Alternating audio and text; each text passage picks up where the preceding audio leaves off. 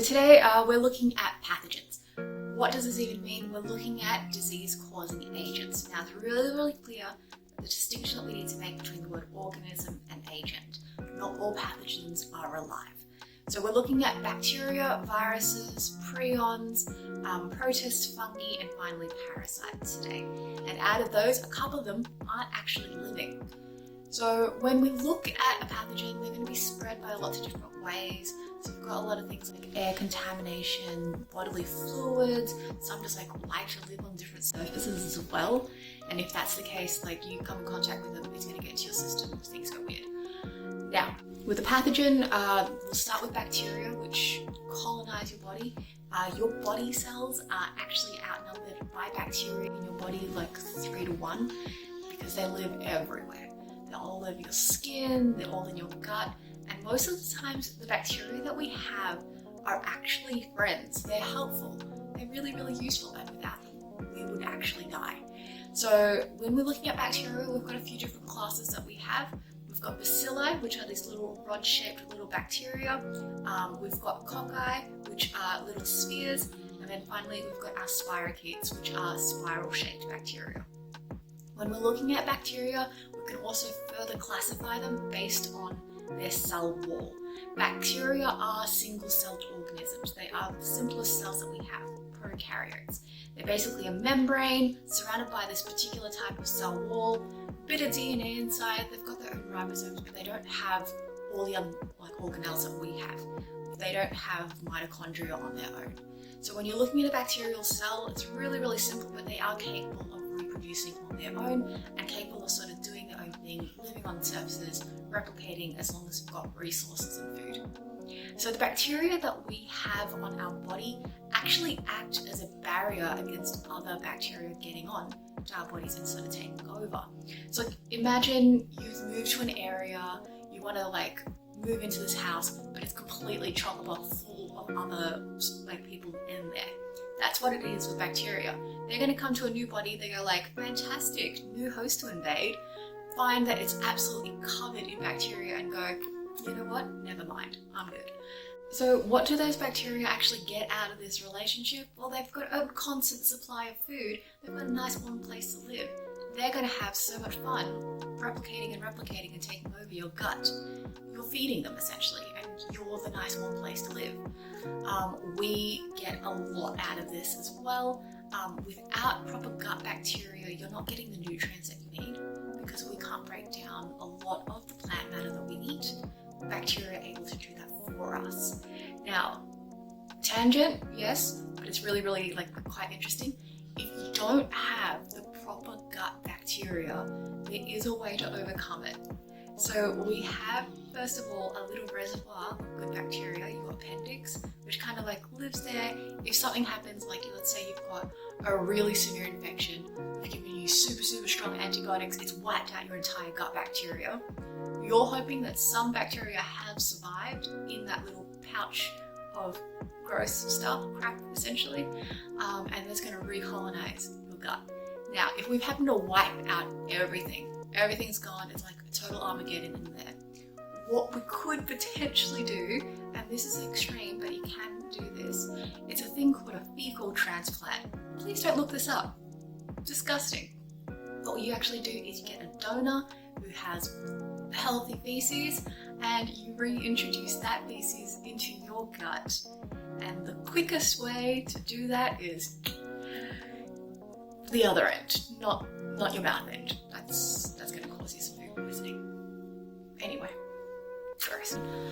So when we're looking at bacteria, they have this protective layer on the surface outside of their cells, which kind of gives them structure and shape, and it helps them to do lots of different things, like survive really extreme environments. So when you look at a bacterial species, you might call them gram-positive or gram-negative. Now, a gram-positive bacterial species will have a thick layer of this protein called peptidoglycan. Okay? And this is a nice thick layer. When we do this particular thing called gram staining, it turns a nice bright purple color, which is that's 50% of bacteria essentially.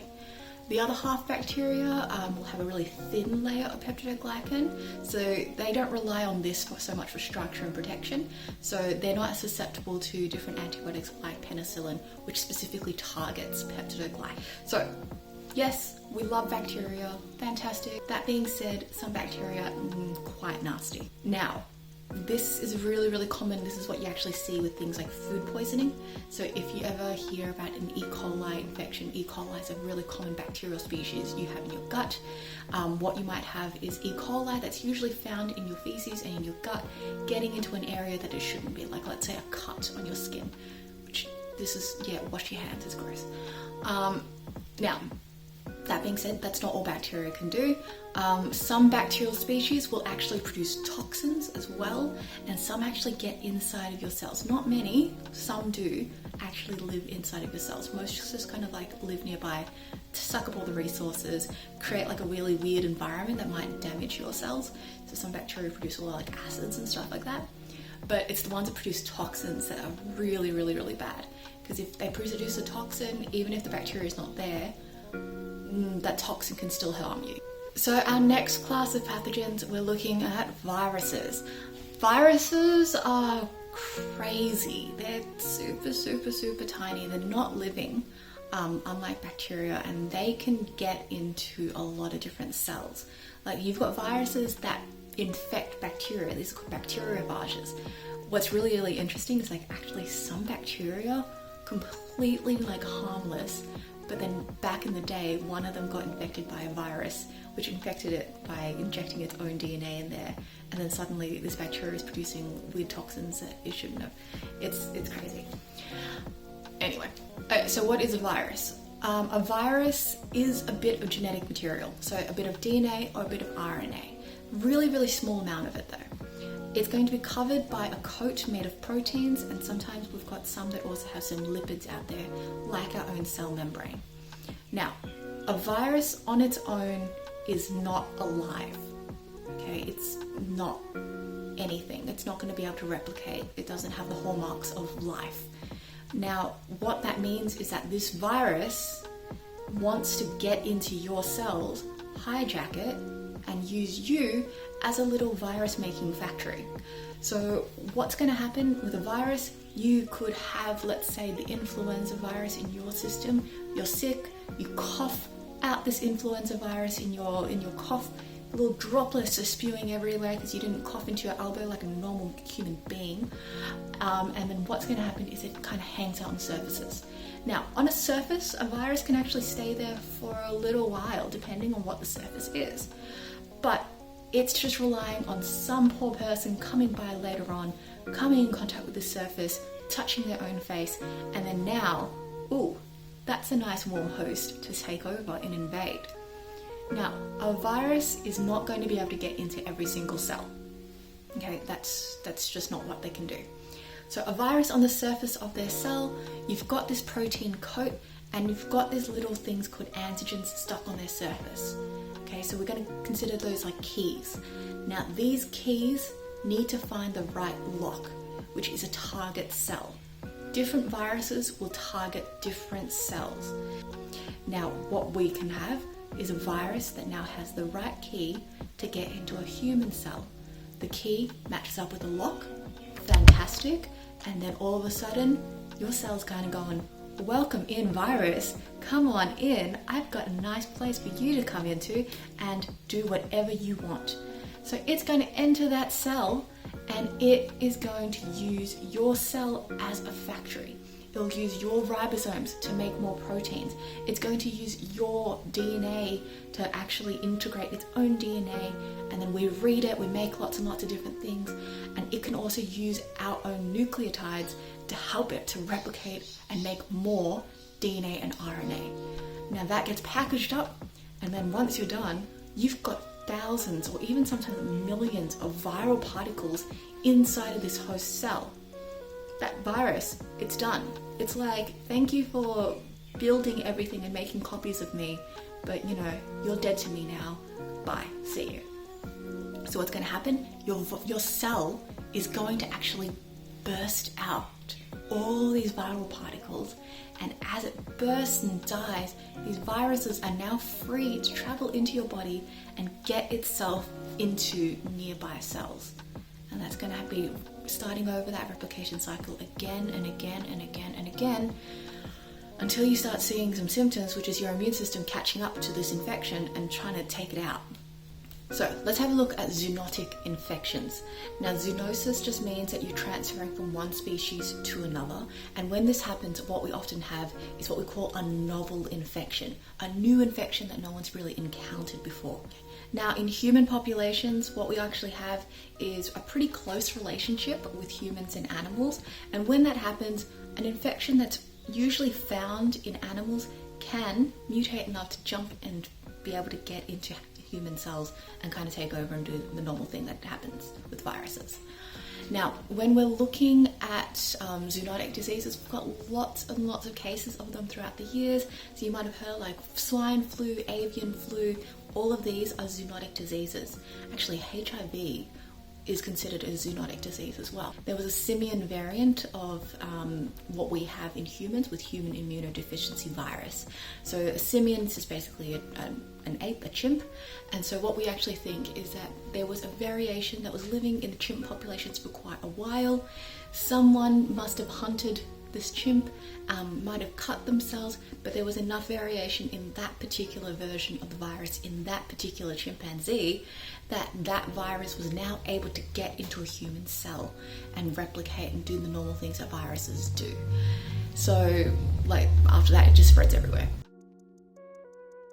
Now, the zoonotic disease that is on everyone's lips right now, we're looking at coronavirus or COVID-19.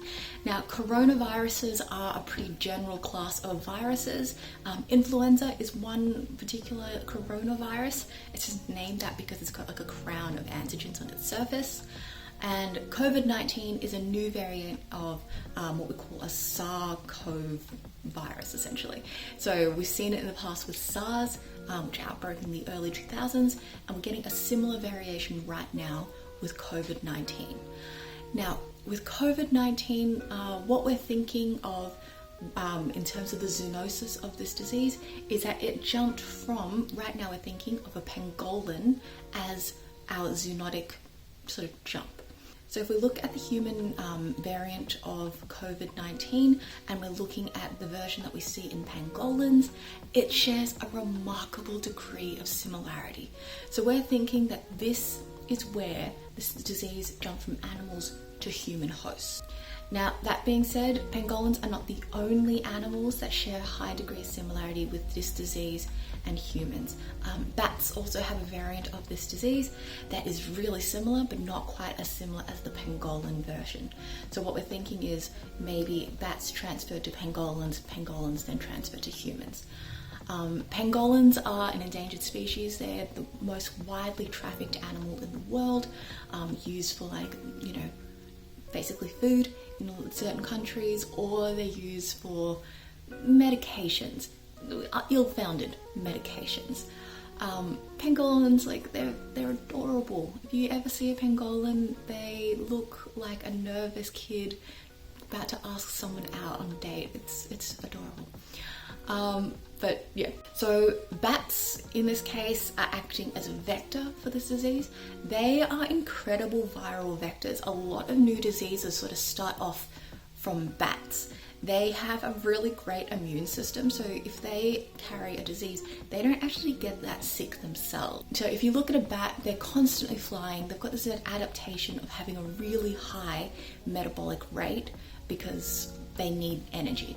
So when they're flying, they're burning through a lot of energy and they're producing a lot of body heat. So their core body temperature can get up to about 40 degrees Celsius as they're flying. So if you're a virus and you are able to survive that 40-degree temperature, then you, when you get into a human, are going to thrive. Because when a human has a fever, you'll be like, this is completely fine, I'm good. So if we look at a bat, some viruses will kind of end there, but those that survive, they're the ones to really watch out for.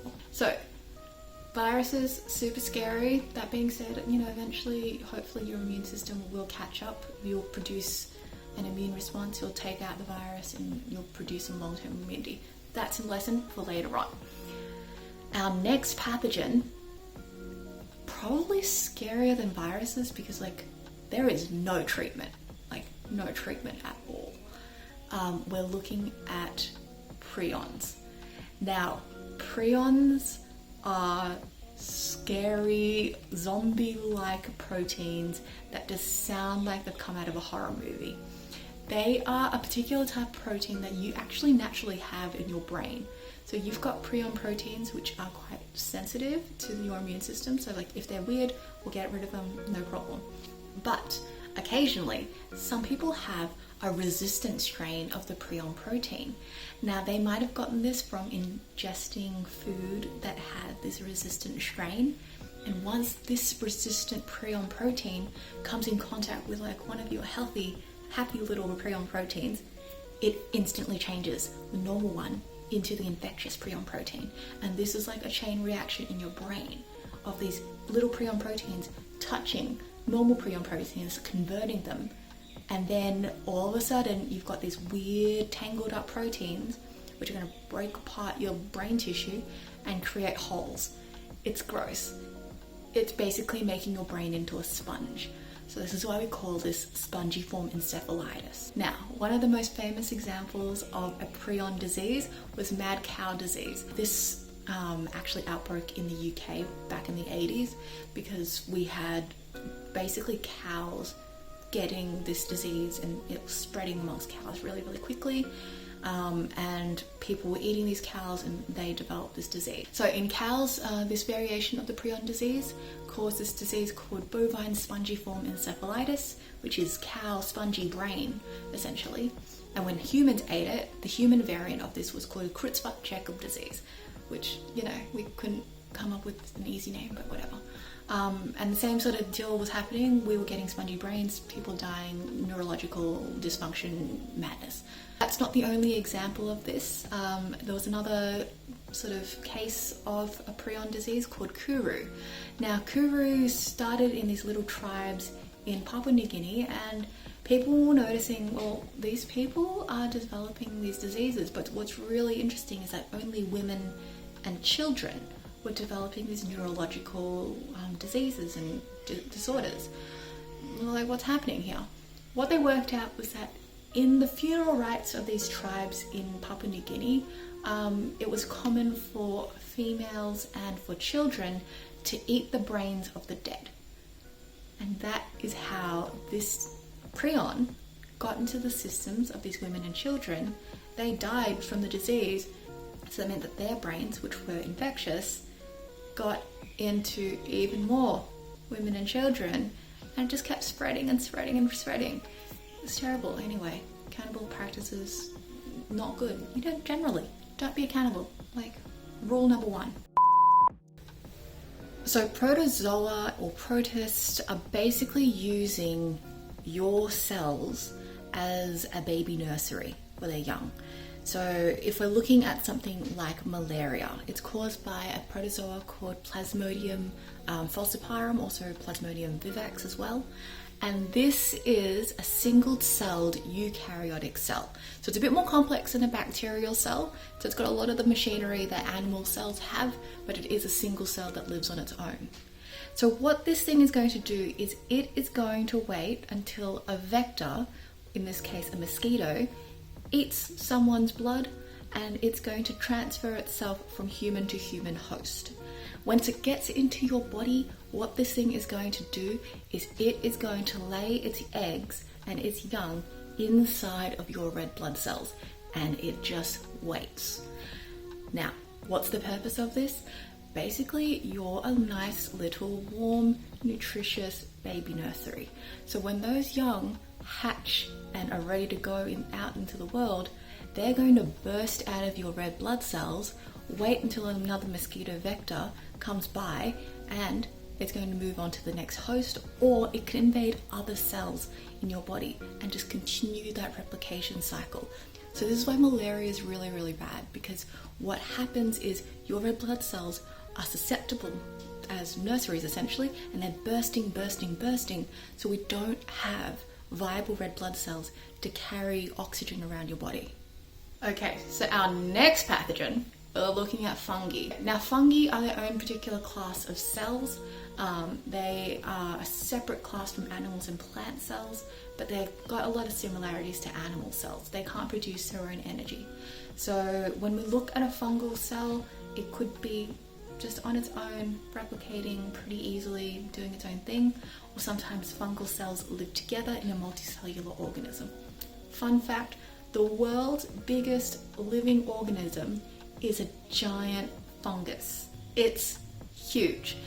It is a giant fungus that lives underneath a forest in Oregon, and it is crazy. Like, this entire forest lives on top of this fungus. It lives below as a giant, like, underground organism. It's a single organism with multi-cells, and it's like crazy. It's also known as the humongous fungus. Love it. It's adorable. Fungi, because they can't produce their own energy, what the fungus will actually do, and if you've got a fungal skin infection, this is essentially what it's doing to you. So we're looking at fungal skin infections such as ringworm. So even though it's called worm, it's actually a fungus, because scientists, they sometimes name things really well, and sometimes there's like, who named you? Like, why? So we've got ringworms, we've got tinea or athlete's foot, which is really, really common as well. These are all caused by fungal infections. So what the fungus has to do is it has to release digestive enzymes. And when it releases digestive enzymes, it'll digest the food, it'll come in, swoop in, and then sort of absorb all the nutrients that have been digested. So if you've got a fungal skin infection, what's happening is that fungus has gotten onto your skin and is digesting you slowly and eating up your broken down skin. Disgusting. Yeah. Our final type of pathogens are parasites. Now, parasites, they are going to either live inside of you or live on your surface. So the ones that live outside of your body are called ectoparasites. The ones that live inside of your body are called endoparasites. Now, parasites don't want to kill you because you're their host. You're their source of nutrition and food and shelter and everything. So it's like, why kill you? Let's keep that person alive. So there are lots of parasites out there. Let's focus on tapeworms because they're really gross. Now, tapeworms are not that common in Australia, thankfully, because we have like pretty good agricultural practices that are regulated. But in some countries where livestock might come in contact with human waste, sometimes, let's say like a cow or a pig might come in contact with this tapeworm and it'll eat it and it'll burrow into their system. Now, when it burrows into their meat, it's going to form this little pouch called a cyst, and it just waits until someone eats that and it gets into the next host. When a tapeworm gets into your system, they've got these sharp teeth-like things that will stick onto your small intestine, and basically as you eat, you feed the worm. You feed the worm and it gets longer and longer and longer. So what might happen is this worm can grow inside of your body up to 10 meters in length. That's crazy long. Like, what is going on? Now, a sign of a tapeworm infection would be rapid weight loss, because basically it's taking away all your nutrition, a lot of fatigue, and also in your stools you might notice little moving segments. Those are the worm babies. You're pooping out the worm babies. The treatment for a tapeworm is to give you medication that kills the worm. That being said, once the worm is dead, you still need to get it out of your system. So the way that they do that is they wait for you to go to the toilet a little bit and pass a bit of the worm. Not all of the worm, they're realistic, just a bit. Just enough for someone to get a grip on the worm and basically pull it out. It's disgusting.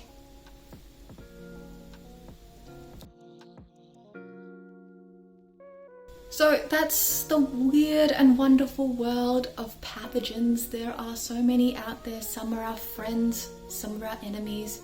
Overall, they can be infectious though. So that's the main thing that we need to know. Pathogens are potentially going to cause you a lot of problems if you come in contact with them and they take over your body. So stay safe out there, wash your hands, and please, please cough and sneeze into your elbow so that you don't spread pathogens unknowingly.